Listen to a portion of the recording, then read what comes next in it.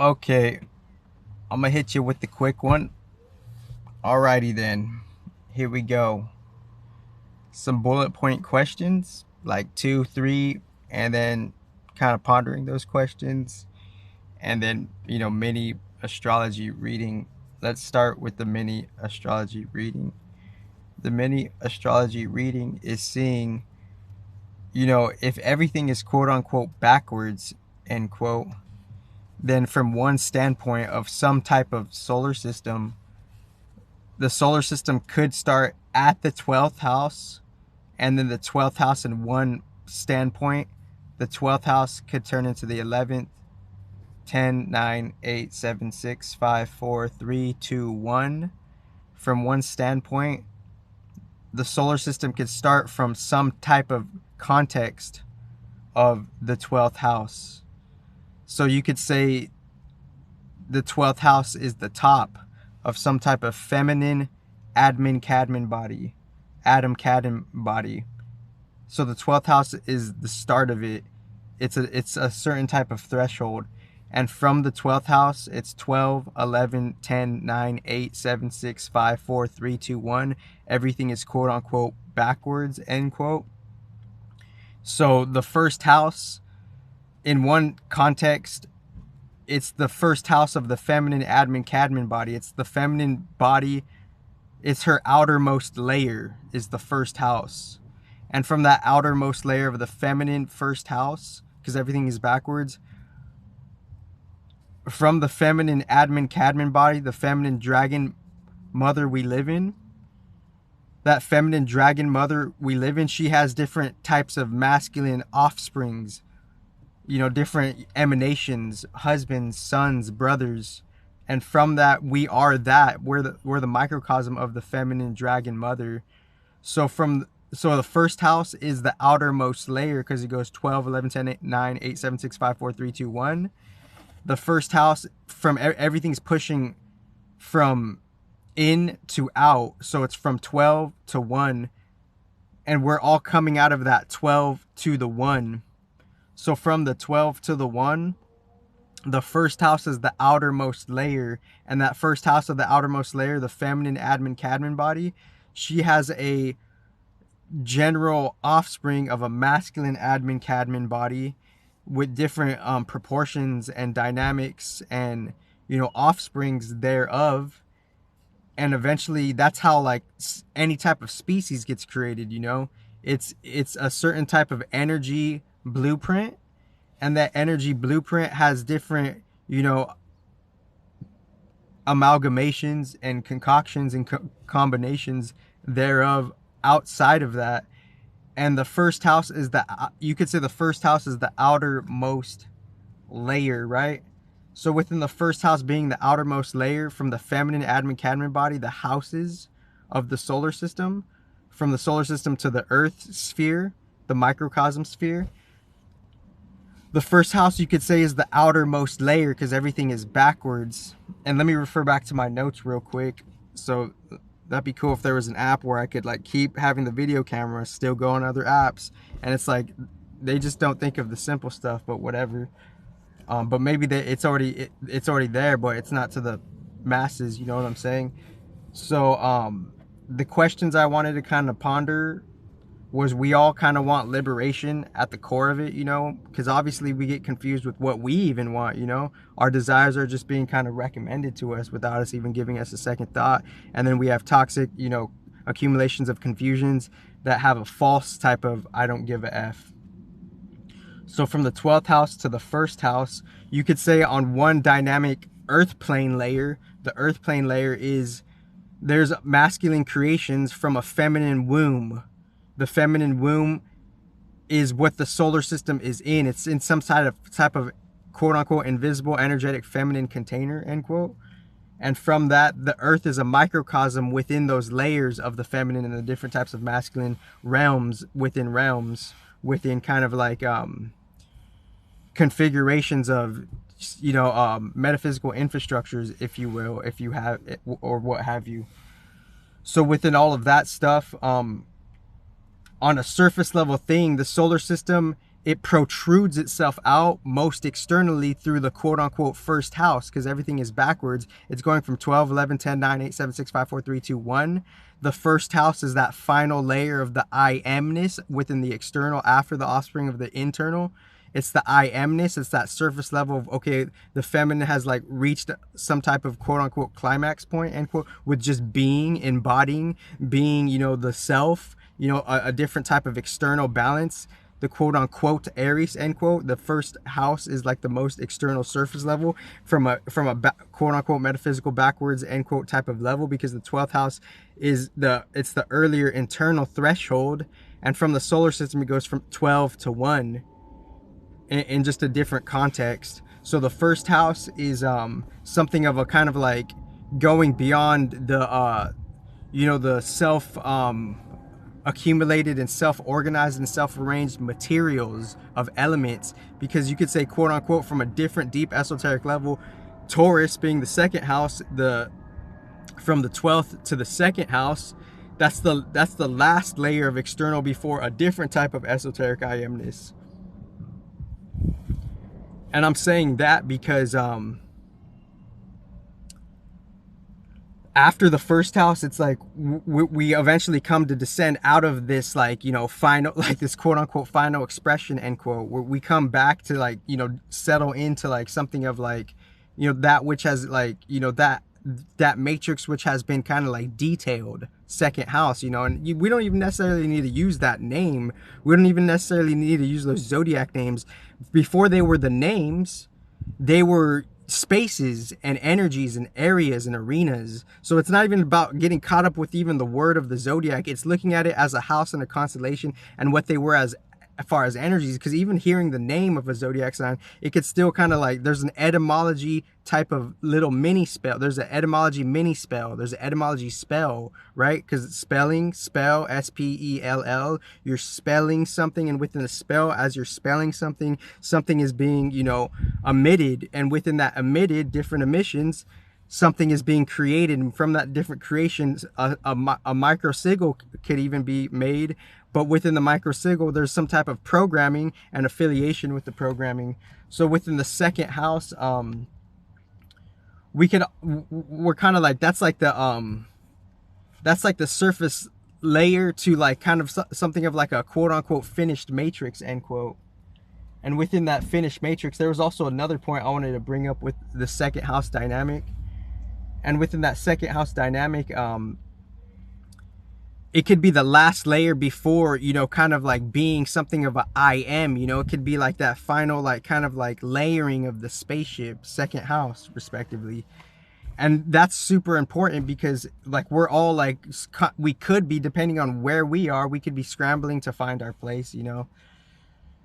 And I'm thinking about like multiple different things at the same time. So referring back to my notes is just seeing referring back to the notes is you know, and it's an understatement to say like everybody is like at a totally different place, because like, you know, the universe is really, really vast. The universe is really, really infinite. So within that vastness and infiniteness, there's a vast spectrum of things, and there's an infinite quote unquote spectrum of things, end quote, original open source and whatnot. So within that, the 3D is a real big collection of like extreme, like low-key everything, you know. And within that low-key everything, it's up to like, you know, like higher constructive examples to really like quote unquote metaphysically even the playing field, end quote. Because like 3D, it's not necessarily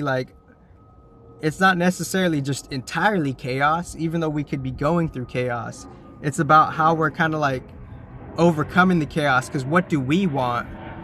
What we really want is like liberation, because some of us don't necessarily know what we want, but how we go about liberation, that us participating in a 3D life, we could have more or less bartered our liberty and our sovereignty, took it away for a very unique reason, just so we could find out how to get it back, perhaps, you know. So that's like, because life is a deep quest, and it's like people have subjective and unknown purposes to why they're even here respectively. Because at the end of the day, you have to ask you know, why did I really come here, and what do, like, But I'm not judging anybody's like, you know, desires, you know. I'm just saying like I've just been like, ever since I was a younger boy 50 years ago, etc. I was just like, why? Like I just always simply ask why, and like anybody could do that, you know. That's a gift. Like it's just like, it's just a simple asking of why, you know. Like like ever since I was a young boy, and anybody could, any young child could do it, you know. But ever since I was a young person, like without me being, because the younger you are, like the less polluted you are, right? And I remember within the less pollution, because obviously as you go through life, there's different types of pollution, respecting respects to the context, of course. Within the less pollution, when I was a younger boy, I would just be like, why is this going on? You know, just very simple, like just very generally. And upon doing that, that led to a particular fine tuning of the quest purpose, of the purpose quest. Like once you're asking why, now your brain and your mind are going towards a certain place to kind of uncover that why. And within that why, we don't know where our own quest, our own question is going to lead us, because when we question something, that's the quest to find that answer. And as we're finding that answer, that is the journey and the experience itself. That is the whole Jupiterian like philosophical pursuit of your life, the why of your life, Jupiter right there. So within that Jupiter, to live, to see everyone else's like kind of like, you know, self competition and self contrast and self kind of like you know, even aversion and opposition, because there's so much different diversity, right? Because also as well, you could ask like who are we really competing with, or better yet, who are we really paying, you know? Like, and that's like, this is like deep esoteric uncoverings, right? Because once we ask particular questions, then that's the esoteric proof that we can't go back, because something is being unlocked, you know. Something is being locked. It's like, okay, now there's no going back, because you're in some level, you're kind of participating, and within that some level of kind of participating, now you unlock the door. You ask the question. Once you ask a particular question, that's the start of a particular quest, and it's up to you if you want to feed that particular quest or not, because the quest is in the question. And once you question, your mind is going somewhere as a quest. You're following up on it based on your preferences, desires, or biases, or something of that nature. And now you're going on that quest. So it's like quote unquote, once Pandora's box is open, it can't be like, you know, it can't be shut, end quote, or something of that nature. But obviously, like, we could kind of like, you know, esoterically squirm. We could squirm around that, like something has been opened. Different things have been opened, good things, bad things, constructive things, deconstructive things, or just standard things, you know. Something has been opened, you know, and now we're receiving that openness, and it's up to us, the esoteric survival journey, for us to like just be spiritually protected, pretty much. And how other people like kind of like, you know, kind of hurt themselves in a different esoteric dynamic, because you're trying to do something for you that everyone else is trying to do for them. So there's a commonality right there. So if you need something and someone else needs something, then why wouldn't you just appreciate the principle of just the need to like do that? So then the concern, the next concern comes up, is like boundaries, because obviously some people just don't like each other, no shit. And within some people don't liking each other, then there's a spiritual mature, you know, boundary, quote unquote, policy, end quote, that must be undergone, because this is advanced intelligence. This is advanced esoteric intelligence. So within all of that,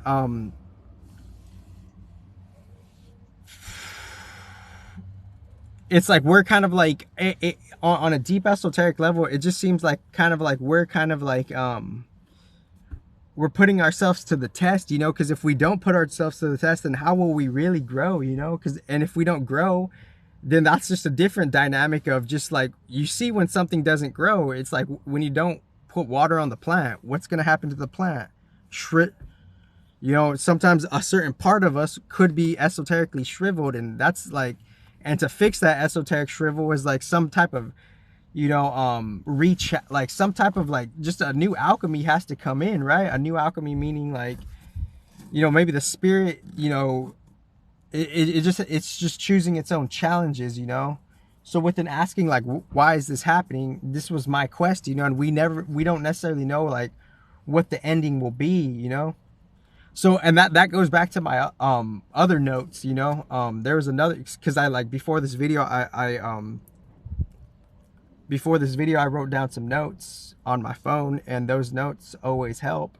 And one of the notes that I'm contemplating is like, who's to really say that God made the whole future? You know, did God intend for the future to happen as it will happen or not? Or some type of crazy advanced 50-50? Because if it's an advanced 50-50, it's like he just put it there, you know. He just put the theater stage there and the props there, and it's up to the spirits and the energies to resonate to what props they're going to go to, and they're fighting for the props, you know. And as they're fighting for the props, they're making their own names and titles, and they could be borrowing, replicating, or copying casually, you know, just things, you know. And within those things, there's an unknown mechanics, because there's different types of causes and effects of staple things, you know. Some things that can't be changed within you entering the theater. You can't change that there's gravity per se in the theater, you know.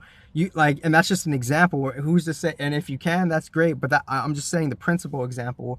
So there's cardinal, like there's some types of things that you can't change. So it's like, who's to really say if God made the future, or who's to really say that God is intending and making the future for what it is, you know? Is God making the future for what it is? Like, is God making this future? Like everything that you could think of that's happening, did some creator ordain and curate that? Or did it, or was it some type of advanced 50-50 where he just let the stage and let everyone, you know, pick up their pieces and their costumes and their appeals where they may? Or is it just none of those two are actually a thing, and somehow we were just originated from chaos, and we're just neglecting all this spiritual evidence that there's spiritual energetic signatures, that there is creator insignias behind creations? And I kind of brush away that one, you know. So it's like, why am I asking, like, did God make the future? Because people have, you know, problems that they don't want to admit about themselves, that they're saying they want to fix, or they just have problems with other people for whatever reason, or they don't even see themselves as a problem, but in many different perspectives, they could be someone else's problem. And I'm just saying that neutrally, because people are just like, you know, there's just a unique, neutral cognitive dissonance within people. And I'm not judging it. I'm not knocking anybody. But if someone wants to take that as that and not see the bigger purpose, that's them. That's where they're at, you know? But it's like, why am I asking if, did God make the future? You know, I'm asking that because people have problems, right? People have problems. And as they have problems, they're, to some effort, an inkling of an effort, they're trying to solve those problems, right? And as they're trying to solve those problems, for some twisted irony, they esoterically bite the hand that feeds them, you know. That they like, when support comes their way, they dish away the support for whatever reason. And I'm not particularly pointing out anybody, but for whatever reason that could be the case.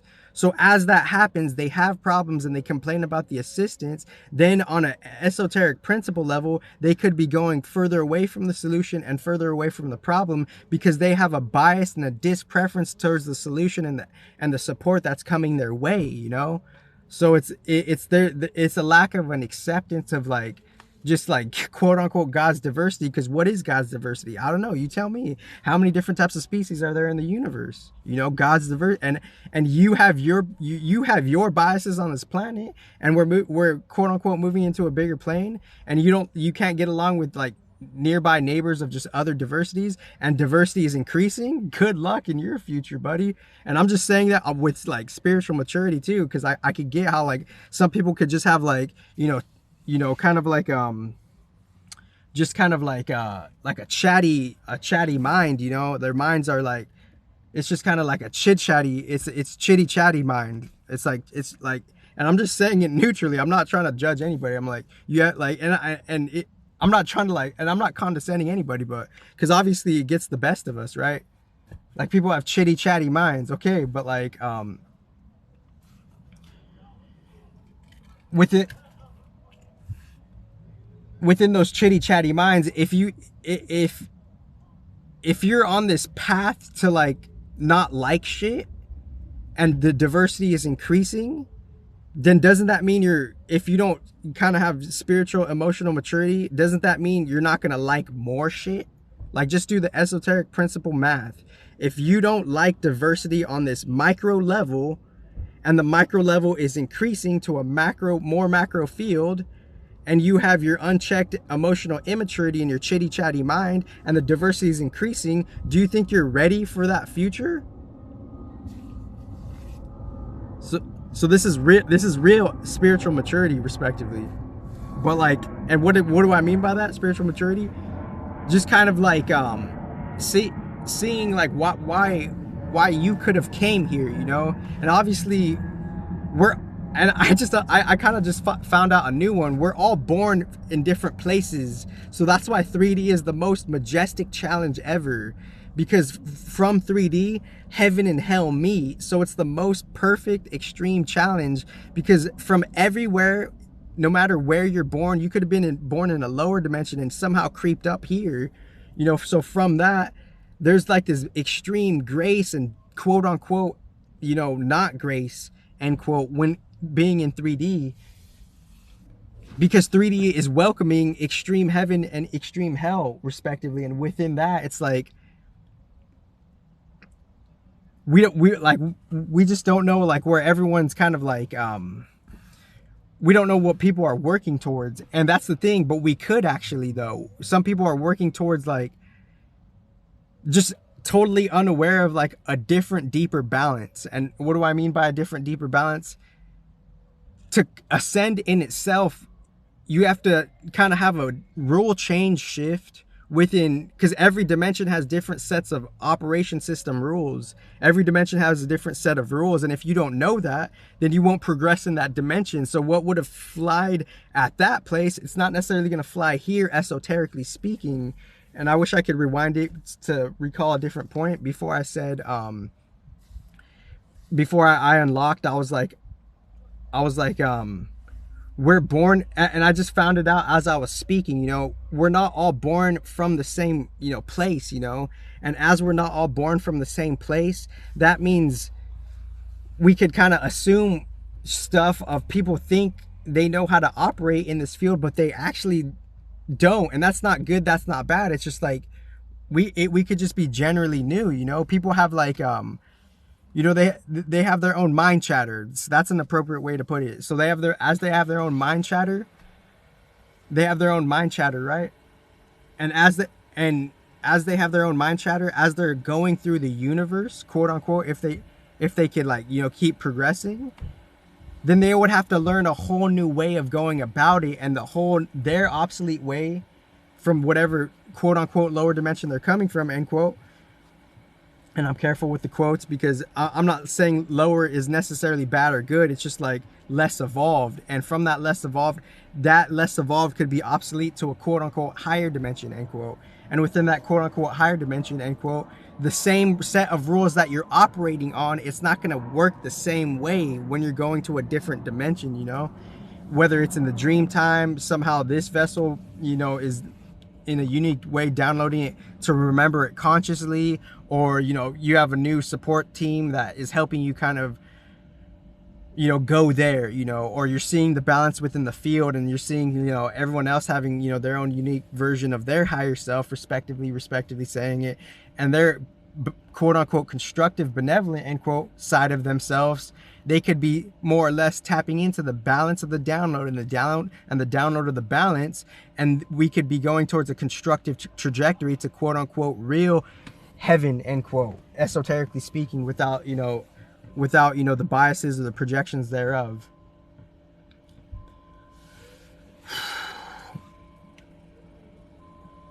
So the old way of how we operate, it's not going to work, you know, in the new field. But not all of us are like matching with that for whatever reason, you know. And if we're not matching with that, then esoterically there's going to be a different transaction system, and we're just going to go where we're going to go, you know, as hopefully we could put our best foot forward, as hopefully we could put our best effort forward, as hopefully we could respect, you know, generally, like, you know, support when it comes or not, you know. I'm just saying it generally, you know.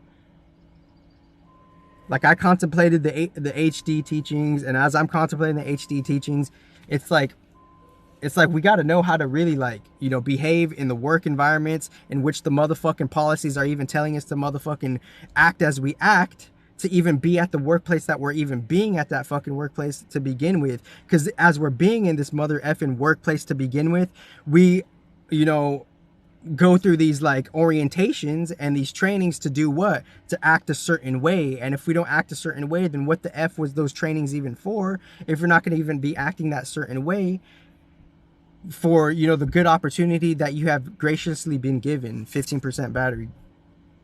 Dag nabbit. Original open source, whatever.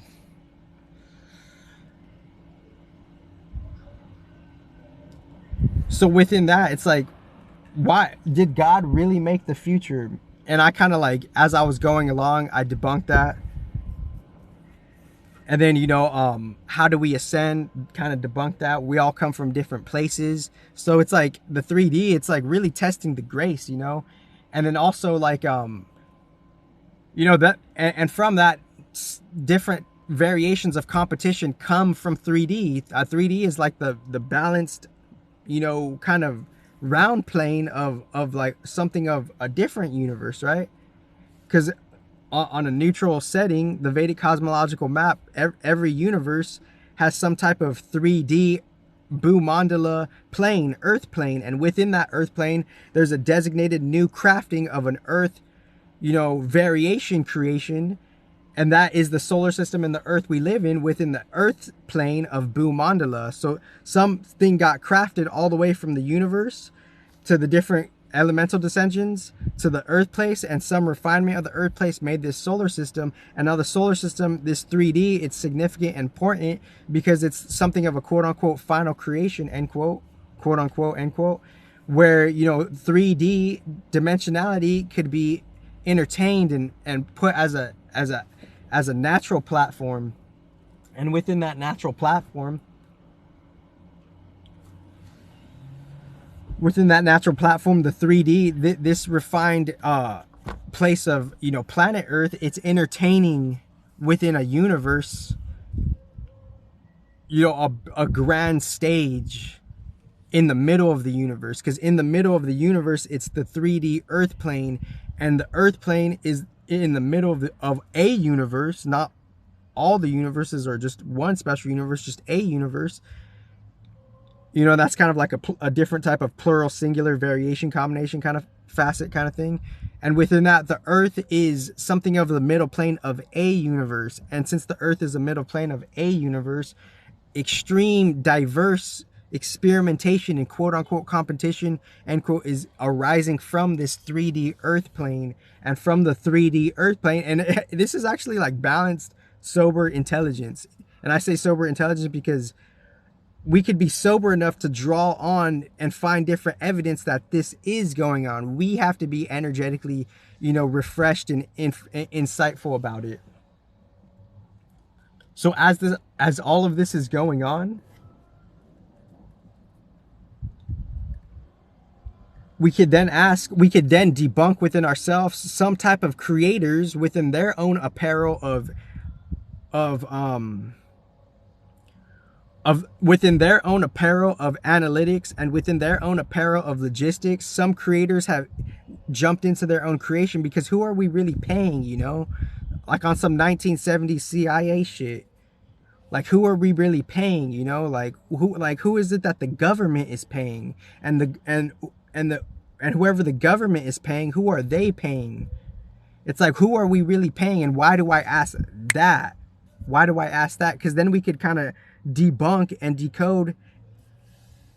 We could kind of debunk and decode like how do we even get out of debt, you know? It's by seeing we're paying the people on a on the primary spiritual level, that which gives us the elemental sustenance for us to even breathe, for us to even feel warmth, for us to even have an earth human vessel container, that's who we're paying. And the paper money and the monetary thing, that's just a byproduct, you know, kind of like different type of quote unquote double reflection, end quote, a reflection on a reflection of a reflection, where we're making a new way to trade value for value based on what we are, you know, because we are the, and this has been debunked a long time ago. Like you already know what I'm like, you already know what I mean, you know, but like this, you know, monetary system that we're in, it's its own type of middleman to barter our own talents and our own real, because we the time obviously is the currency, we obviously are the currency, and our energies are the currency, and then from all of that, new emotions get made to be different currencies for different spirits that loosh off you for how they loosh based on where they're coming from and the dimension that they're resonating from. Welcome to the balanced modern Vedic cosmological map. Thank you very much. Number one in the universe. But anyways, it's like, who are we paying? Why ask that question? Who are we paying? Like who are we paying the water bill to, you know?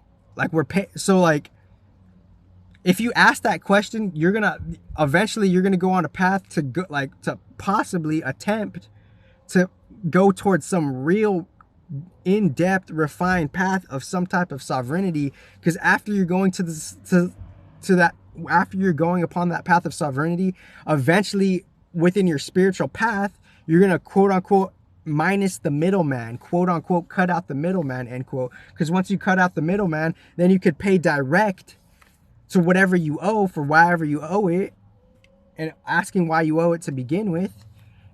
And then everyone owes something to someone else. So everything is going to equal out on the background level, on a deep esoteric level. And once it equals out, that's a different type of balanced in between threshold of God's mechanics. The mutable mechanics of quote unquote God, end quote, is everything's equaling out because we're all paying shit to someone else. And as we're paying shit to someone else, we don't know how we're tied to different owners on the spiritual level. And as we're tied to different spiritual owners, if we're the one on the team that's providing that shit, then it equals out because we're all in esoteric quote unquote depth, end quote. Because if we weren't in depth, then why are you paying to be here? Why are you paying something to someone else? Why are you paying to live? Why are you paying just in general, you know? Like, why are you paying? Who are you paying to? There's a quote unquote mature esoteric depth that's happening within the depth of you, and within the depth of you, you accumulated all this different stuff, not good and bad, but on a different double reflection level, it has been created to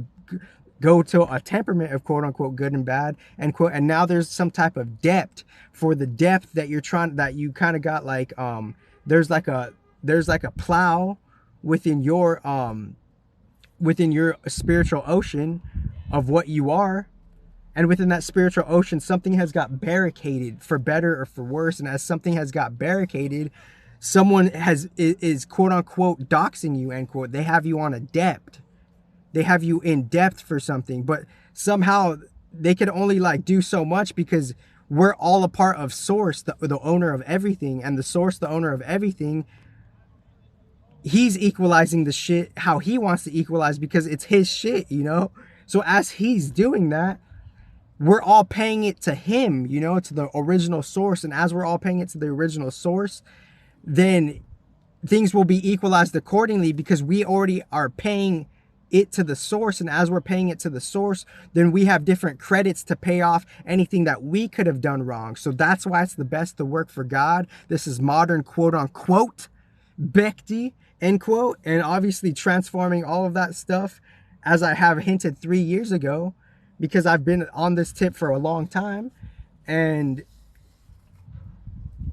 just understanding, like, you know, why it's best to work for quote unquote source holistically, wholefully, most realistically, most authentically, more authentic than your most advanced AI on the planet, most honest, more genuine, more honest and more authentic than your most advanced AI on the planet. You could put that on a bumper sticker. Thank you very much. And you could tell Trump to ask how brave he is with, you know, seeing the relevancy and the urgency of real solutions. Like, how critically smart are you? Me saying that neutrally to you. Like, how critically intelligent are you, Trump, for you to actually recognize the relevancy to real solutions, point blank, period. And you could spill your biases or not. It's just that simple.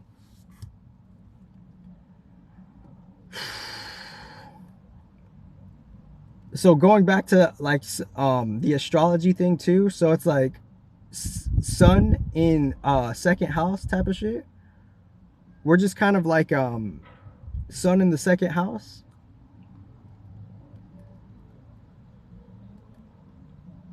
It's like just kind of like, it's like a big feminine reset. It's like we got, like, our stability could be tested if we were unstable throughout our, you know, track record of our life.